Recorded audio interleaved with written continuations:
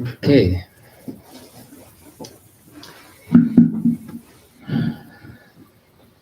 that must have been a difficult meditation with little instructions. Um, we have come to the ending of this meditation retreat. You think you are enlightened, they say you go live with your family for 7 days. They will tell you if you are actually enlightened. Especially, I'm meditating, don't disturb me. So that is a sign of your enlightenment, showing how far you have reached in your enlightenment. Really, some people do that.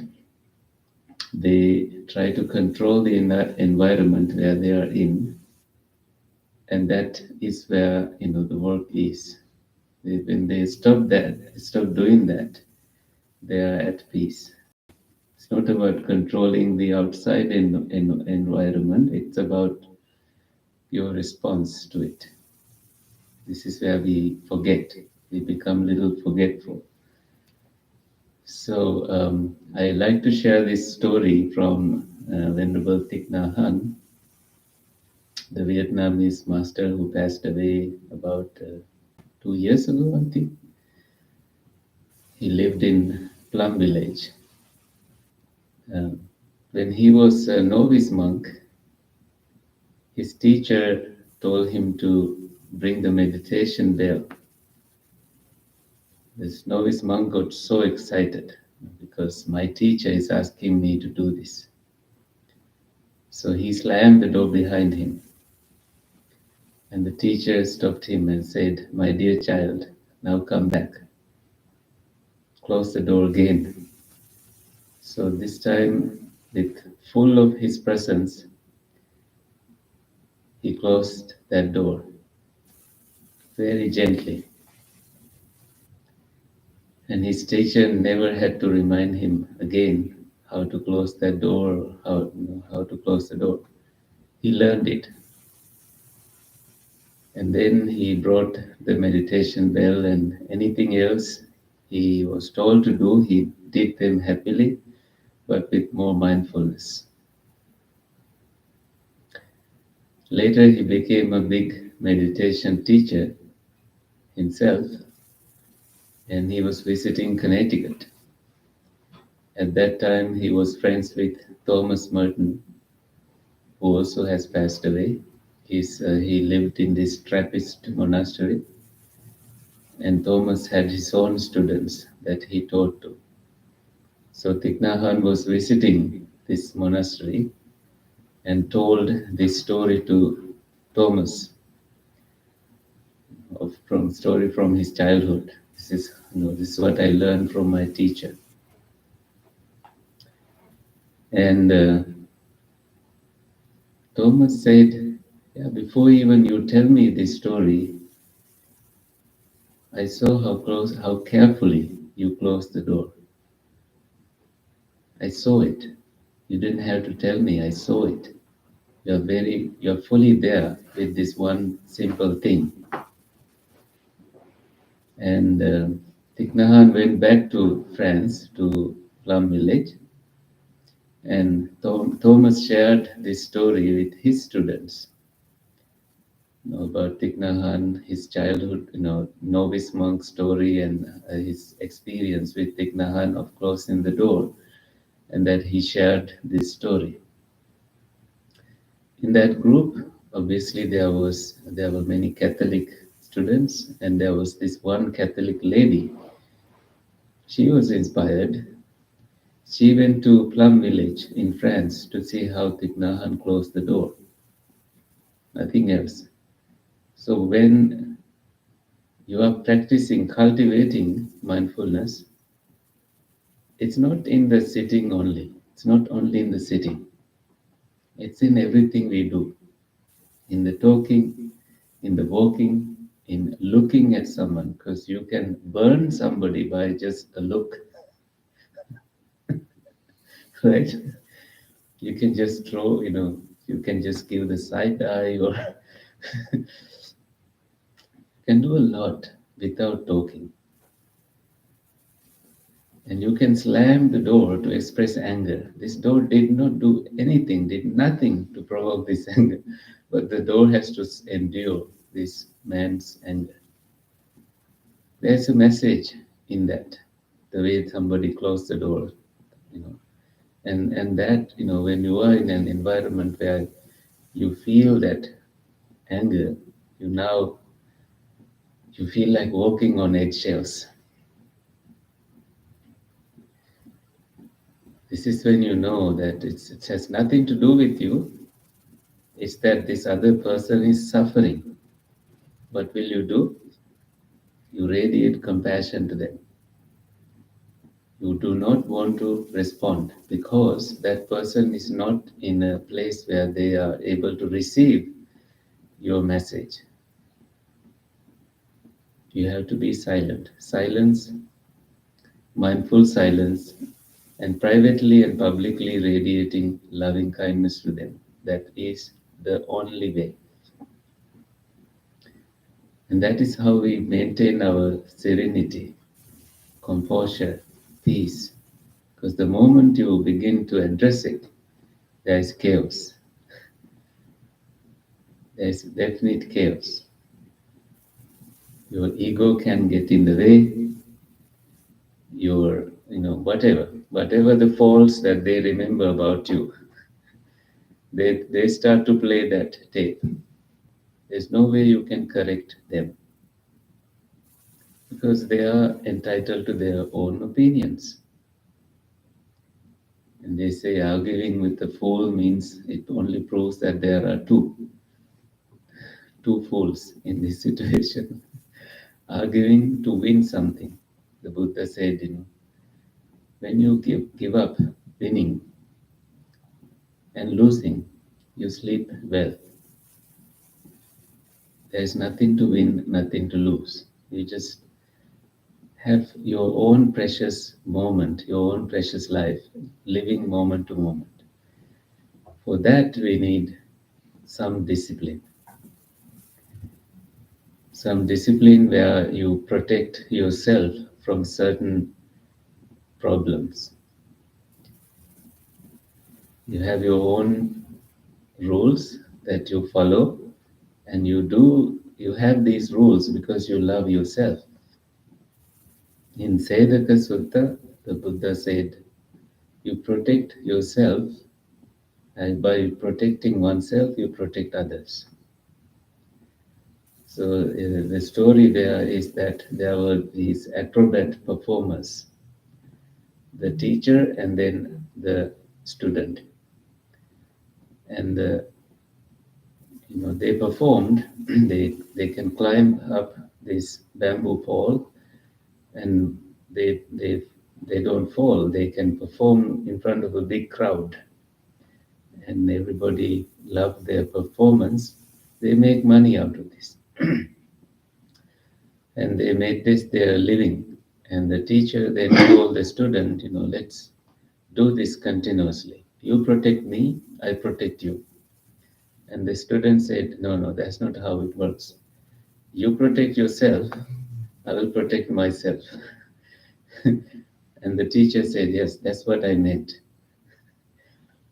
You and the Buddha, having taken this as an example, he said, these monks, you each have to protect yourself like this. How do we protect yourself? You protect yourself by patience. Patience leads to Nibbana. You know that. Always keeping that patience. This too shall pass. I do not have to address this situation. This has nothing to do with me. I did not provoke this person's anger. I did not provoke this situation. If you did cause any suffering, of course, you have to take responsibility, apologize, and all that. And that is leading to the next quality, caring, anudeta. You care for that environment where you live. You know your responsibilities, and that requires discipline. You follow that kind of discipline, and that shows you care. Closing the door is an act of caring. They can slam the door 100 times. You close that door gently 100 times. Right? That is always, know, your responsibilities in your control. And loving kindness, that's another quality that protects you and protects others. Loving kindness. Privately and publicly, you radiate loving kindness to them. You do not want to provoke a sleeping lion or sleeping giant. Everybody has their own ways of responding to things, but you are protecting your own mind, protecting yourself. And compassion. I think I mentioned that word many times today, being compassionate. You need to include yourself, otherwise, you are pouring from an empty cup. You need to protect your own loving kindness and compassion before you can give it to others. Or you also need to empty your cup of opinions. So there's room for growth, there's room for understanding and wisdom. So that is how the Buddha instructed. He would look at what's happening out there and try to instruct monks. The Buddha always looked at monks and said, you don't have your mother and father living with you here in the monastery. You need to look after each other. You cannot abandon, ignore somebody. There was a situation like that. One monk was so sick, no monk helped him. This is in Kuchivikaravatu.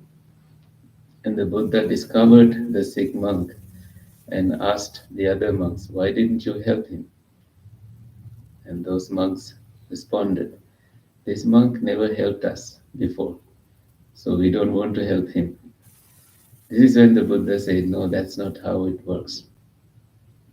If you are practicing my Dhamma, you truly will look after this person. It's a quality that you develop. It's about you, not about what they do to you. That's how we may create conditions for peaceful mindset. What we all need to understand is the first verse of the Dhammapada, that we live in the mind. The Buddha said it slightly differently. Mind is the forerunner. Mind made are they. With mind, mind precedes everything. Mind is the greatest. So we live in the mind, but what do you understand about it? In this mind home, we can say we live in a mansion, we live in a temple, but you can live like a monster in a monastery. You can live in a mansion like a priest, like a saint. It's about your mind. So in that big mind home, if anger is continuously boiling in the kitchen of that mind, and if past worries and all the regrets are buried under the rugs of this mind home, you don't live in peace, you live in pieces. There's broken pieces in you that you need to put together this puzzle and correct your life. So meditation alone does not solve all the problems. It's your lifestyle, discipline, patience, qualities that you cultivate, the entire Eightfold Path. Sorry, entire Eightfold Path, which includes, right thoughts, right speech, right action, right livelihood, and continuous meditation practice. I believe you feel inspired from whatever the practice you did. That's the effort you put forward. I didn't do anything. It's the, you know, I didn't read the book today. It's, we kind of practice the book. Um, Reading doesn't do much to me. So in the practice, we discover a lot about ourselves. And it's a gift you give to yourself. And when you give that gift, you keep giving that to yourself. And you are able to see Dhamma in everything, as I have been telling you today. In everything, every experience, everything is truth, everything is Dhamma. The moment you try to change the truth, you are inviting for suffering. And in that last section of the Satipatthana Sutta, establishing mindfulness, you look at the 7 factors of awakening, which I let you discover. I only named them in the practice. The Buddha instructs us to notice them when they are present, see when they have disappeared, and you know how to create conditions for them to reappear in your experience, in your mind. Say, for example, you are with mindfulness awakening factor. You know you have lost it. How do you bring that again? You know how to bring that again. You just sit, close your eyes, and begin breathing. Then you are again back on track, being mindful, but make it an awakening factor by remaining in that state a little longer. But you do need to let go of your laziness. 50% of meditation is coming to the cushion. You have to come somehow to the cushion. You have to sit. And when you do that, the rest happens. You have to prepare to it, like going to work. Wash your face, clean. You're not sitting like in a lazy situation. It has to be. You have to bring that energy and effort and interest to it. Then it becomes a beautiful experience. It starts paying back. It's not something you take for granted. You have to be serious about it. But again, understand what is right meditation and wrong meditation, right mindfulness and wrong mindfulness. If you are concentrating too much on unnecessary news and politics, that's wrong mindfulness, not focusing on the right things. If you are seeing some improvements in your wisdom on cessation and passing away of phenomena, you are on right track, right mindfulness. If you are with your breath and there's always tranquility and peace, then you are on track. The Buddha said in Kalama Sutta that those people in Kalama, Kesaputtiya, that village, there were many teachers visiting that township. Everybody taught something and they said this is right and what others are teaching is wrong. They were so confused. They went to the Buddha when the Buddha visited and they said, how do we practice? And everybody says this is right. We don't understand anything. The Buddha said, see if your loving kindness improves with some kind of practice. Your compassion improves with some kind of practice. See if your mindfulness, peacefulness improves. Then you know that is the right practice. So this is how he gave responsibility, autonomy to yourself. You look at it yourself and you know it's working. Then you practice it. That's how he empowered us. All right, enough talking. Any questions? Anything you wrote down in a piece of paper as a question, you can send it to us. You don't have to ask questions. Anything that you need clarifications for? Any word that I used that you didn't understand?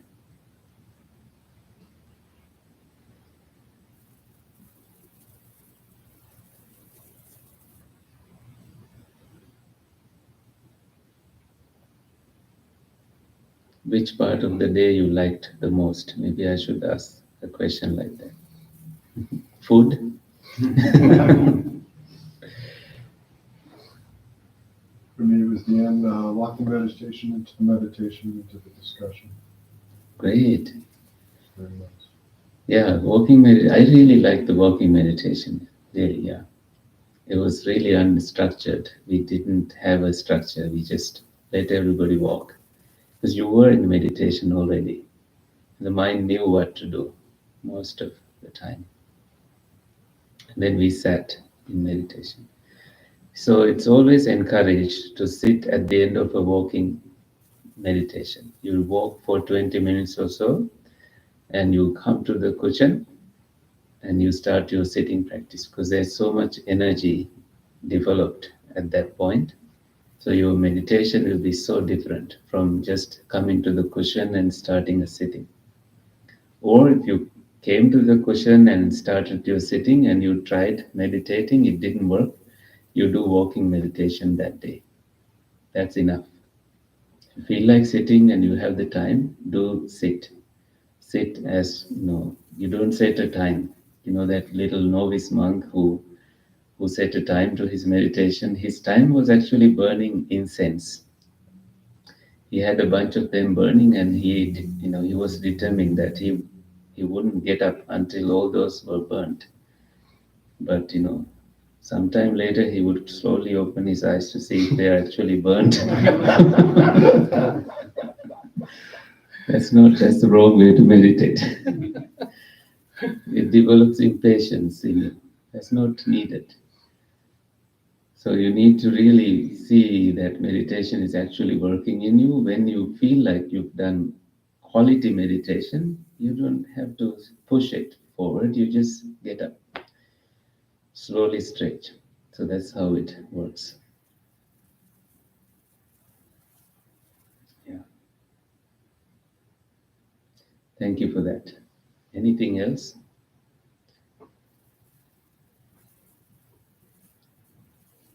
Seems that we understand everything. Yeah, seems like you got it. Yeah, that's the way to go. I'm sure you have done meditation before and you have developed that interest in your mind. The Buddha says it comes from previous lives. Sometimes you may have done a lot of, maybe you were monks in previous lives, who knows? But busy monks. That can happen. And then you are now finally starting to meditate. Yeah. What is your take home from this? Anything you want to share? Are you inspired? Mindfulness in everything. Yeah. Mindfulness in everything. Great. Yeah. Do you have more to say? Um, I think just trying to come back to the breath during daily activity, any activities that I do throughout the day. That's probably something to strive for. Important you said that actually, that we have the breath and that is available anytime for us to practice with. We also have too much self-awareness, being too self-conscious all the time. That is also a experience that we have. And then we need a little bit of wisdom there to accept whatever that you are dealing with at the time. Because the moment you try to change it and fight it, there is suffering. You do not need that. You just need to welcome it, whether it is fear, anxiety, worry, or anything. You just welcome it. Make friends with it. Give the love that it demands. You give it. It's waiting for you to be done. Always think, you can drink through this or do this or do that, but it's always waiting for you to be done, whether it is grief or anything. So that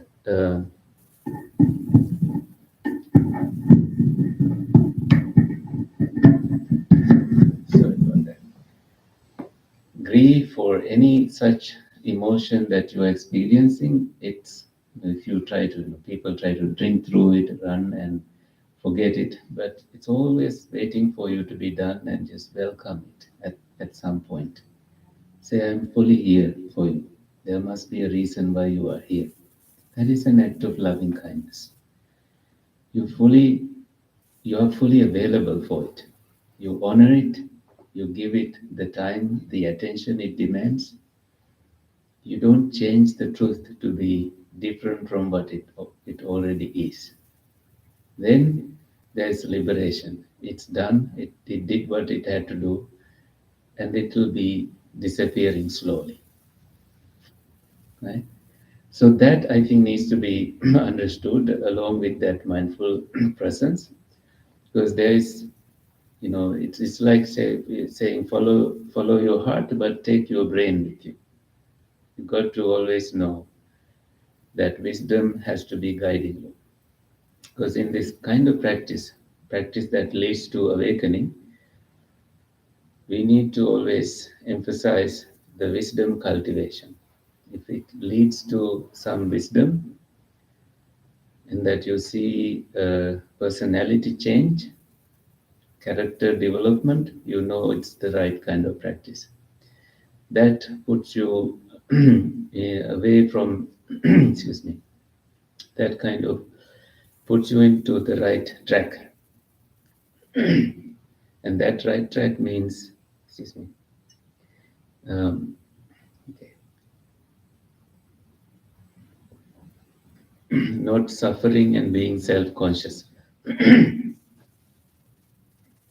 Not suffering and being self-conscious. Always, know that we have programmed ourselves in certain different ways. We didn't know that we did that.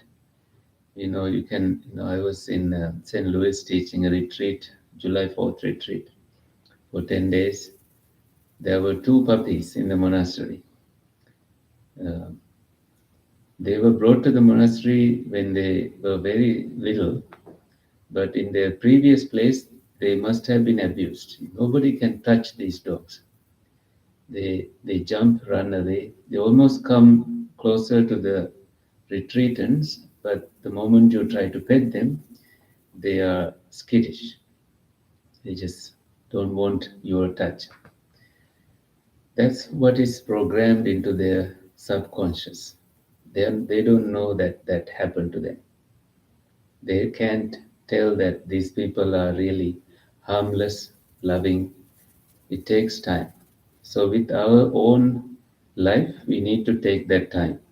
We need to really give yourself time and know that no mud, no lotus.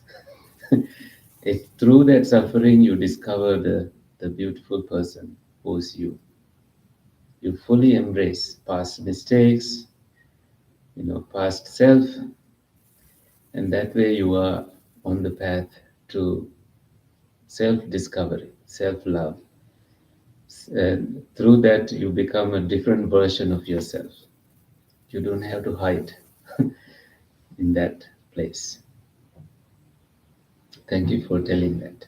That took me in a different direction. Yeah. Anything else?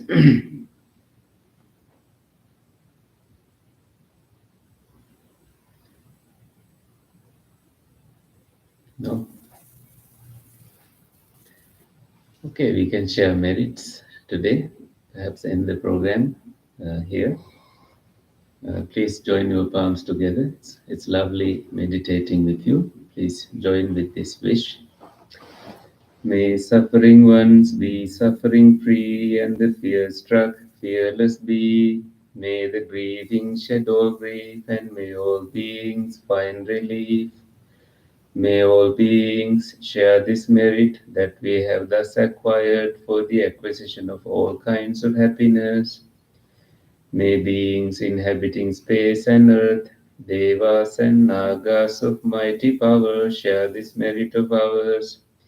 May they long protect you all and protect the Buddha's teachings. Sadhu, sadhu, Sadhu, sadhu. sadhu, sadhu. Happy meditation. Thank you so much for coming and staying this day with us. And thank you so much for supporting the Cleveland Buddhist Vihara. Thank you so much for supporting the two wonderful monks. So I'm very, very grateful for this day. See you another time. Thank you, Bhante. Thank you for Bhante. Thank you very much. I think everybody who participated the meditation retreat enjoyed, and you have learned a lot. I think you understand everything. That's what we right?